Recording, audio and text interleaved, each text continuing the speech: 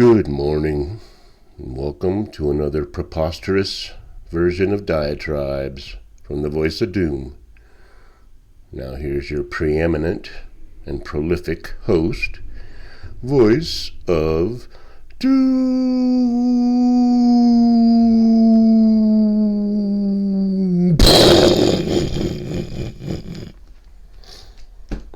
Hello. Alright. I actually woke up early this morning, and I'm reasonably awake for some reason. I think because my bed is losing air all the time, so I can't sleep very long. So I figured I'd do a diatribe for this lovely Good Friday, and that is the day that we commemorate the crucifixion of Jesus Christ, and always falls on a different day. It's always on a Friday, but you never know when it's going to turn up. I've explained all that in previous diatribes. If you go back exactly a year from now or so, you will see a very succinct and analytical expostulation on Easter and the whole dying for our sins business. But since it is Good Friday, and I got a little curious, so I did a little bit of research, cursory. Why do they call it Good Friday? Well, it could be called Holy Friday, it could be called Black Friday, it could be called other kinds of Fridays. But they settled on Good Friday because, and not because it's God's Friday, such as you would say goodbye means God be with you. Good Friday means Holy Friday, and it's holy for obvious reasons. Now, since it is a religious commemorative holiday, I will read from a couple of good books. Yeah, it's just something that came to my mind when I was putting this show together. I'm going to read a little bit of a passage that Jesus imparted to the multitudes very shortly before he was met with a grisly death. Now, in order to understand this, you must substitute. When he says scribes and Pharisees, you should substitute those words with D's and wokesters. Ye fools and blind, for whether is greater, the gift or the altar that sanctifieth the gift? Whoso shall... Oh, by the way, Matthew chapter 23. Starting at verse 18. I'm just starting in 17. Ye fools and blind, for whether is greater, the gold or the temple that sanctifieth the gold? And whosoever shall swear by the altar, it is nothing, but whosoever sweareth by the gift that is upon it, he is guilty. Ye fools and blind, for whether is greater, the gift or the altar that sanctifieth the gift? Whoso therefore shall swear by the altar, sweareth by it and by all things thereon. And whoso shall swear by the temple, and sweareth by it, and by him that dwelleth therein. And he that shall swear by heaven, sweareth by the throne of God, and by him that sitteth thereon. Woe unto you, scribes and Pharisees, hypocrites! For ye pay tithe of mint and anise and cumin, and have committed the weightier matters of the law, judgment, mercy, and faith. Have omitted. These ought to have been done, and not to leave the other undone. You blind guides, which strain at a gnat and swallow a camel. Woe unto you, scribes and Pharisees, hypocrites!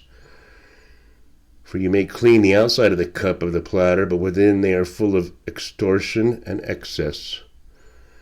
Thou blind Pharisee, cleanse first that which is within this cup and platter, and the outside of them may be clean also. Woe unto you, scribes and Pharisees, hypocrites! For you are like unto a white sepulchre, which indeed appears beautiful outward, but are within full of dead men's bones and of all uncleanliness. Even so ye outwardly appear righteous unto men, but within you are full of hypocrisy and iniquity. Woe unto you, scribes and Pharisees, hypocrites! Because you build the tombs of the prophets and garnish the sepulchres of the righteous, and say, if we had been in the days of our fathers, we would not have partaken with them in the blood of the prophets. Wherefore ye be witnesses unto yourselves, that you are the children of them which killed the prophets. Fill ye them with the measure of your fathers, you serpents, you generation of vipers. How can you escape this damnation of hell?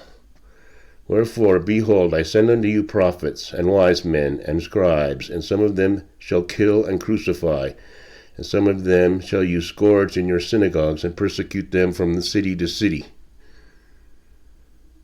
that upon you may come all the righteous blood shed upon the earth, from the blood of righteous Abel unto the blood of Zacharias, son of Barachias, whom you slew between the temple and the altar. Verily I say unto you, all these things shall come upon this generation. O Jerusalem, Jerusalem, thou that killest the prophets, and stonest them which are sent unto thee, how often would I have gathered thy children together, even as a hen gathers her chickens under her wings, and you would not. Behold, your house is left unto you desolate. For I say unto you, you shall not see me henceforth till you shall say, Blessed is he that cometh in the name of the Lord. Pretty strong words. And it applies to people of today. I'll call them people because I don't know what they are. But I saw stuff today that has enraged me. But before I get on with my anger, I'm going to read just a small passage from Nichiren Daishonin. I'll just show you something. You see this Bible? Pretty long book, written by many people, inspired by God. This is what Nichiren wrote in his lifetime, you see? And, well, it's hard to show, but not exactly big print, you see. So make of that what you will. But listen to this. Okay. Whether you chant the Buddha's name, recite the sutra, or merely offer flowers and incense, all your virtuous acts will implant benefits and roots of goodness in your life. With this conviction, you should strive in faith. The Vimalakirti Sutra says that when one seeks the Buddha's emancipation in the minds of ordinary beings, one finds that ordinary beings are the entities of enlightenment, and that the sufferings of birth and death are nirvana. It also states that if the mind of living beings are impure, their land is also impure. But if their minds are pure, so is their land. There are not two lands, pure and impure in themselves. The difference is solely in the good or evil of our minds. Very simple. He puts it out there pretty clearly, and I'm going to be expounding more on Nichiren's Buddhism because I'm tired of complaining, and I have to start teaching how we're going to get through this, especially after the conflagration. So it's going by fast. Let me talk about the big picture. First, what got me angry. John Kirby got me angry. I do not like him. I would be very happy if I never saw his face again. I do not like this guy. He gets up on the podium and has the audacity, the utter gall, to say I didn't see any chaos in Afghanistan. That was a brilliant pullout. We did more than anybody else. We sent planes over there and they were taking off every 48 minutes. Half of them empty, but they were taking off. I don't know what you're talking about, chaos. Now, he should be roundly pilloried just for saying that alone. Just for those words, he should be rounded up with his cohorts, Boy Scout boy Sullivan and all the others, and incarcerated for life, because he is an entity of evil and he represents a cabal of evil that are making this land impure. Cities overrun with mentally ill and drug-addicted people that are dying. And they want them to die. I'll tell you why. It's all tied together. I'm going to just really quickly explain it because I don't have much time left. The big powers that be, that I don't know if they're human beings or not, but the Soroses and the Schwabs, the Q-tip Schwabs and all those, have made a plan. And it might have been developed centuries or decades or whenever ago, but they have a plan of how this earth is going to survive as far as human so-called civilization. You need equilibrium. You need diversity and equity and equilibrium. That means you cannot have one country that is head and shoulders above another. Now, you cannot bring up the lower countries. You cannot go to Rwanda or Angola and bring them up to the level of what used to be the United States. So the simpler way of doing it is bring the former United States down to the level of Angola and Uganda. It's much simpler to destroy something than to build it, isn't it? So that's why they're allowing cities to become cesspools of the detritus of humanity. They're not doing anything to help these people. They're expediting their death. They have farmers' markets of drugs now. They're selling drugs with impunity so that people die. They're allowing it. They say that imprisoning people is unjust because there's a preponderance of a certain type of person who commits crimes, and to incarcerate them all is racist. So we will simply not incarcerate any criminality. We will decriminalize all criminality, let everyone kill each other, and they're getting what they want. They're depopulating the earth, and we're going to reach equilibrium, because I don't see any difference between downtown San Francisco and Mogadishu. In fact, Mogadishu is probably safer, if you think about it.